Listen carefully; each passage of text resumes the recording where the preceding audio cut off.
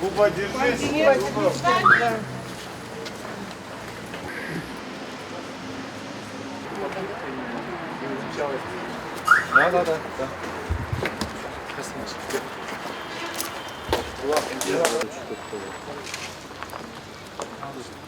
Суд оставил Кулматова Кубанычбека Кенешевича под стражей, продлил до 28 августа этого года.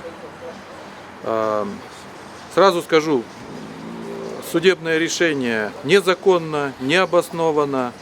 Даже тот факт, что суд закрыл судебное заседание, это уже говорит о нарушении открытости и гласности судопроизводства. Вы все могли присутствовать, но одним росчерком пера судья запретил вам присутствовать на процессе, который должен быть по закону и Конституции открытым. Это вот первое нарушение. Второе, то, что после этого судья не удовлетворил отвод, который мы ему заявили в связи с нарушением гласности и открытости. Он посчитал, что это не основание не верить ему, и в данном случае остался рассматривать этот процесс. Нет российского гражданства у Кулматова.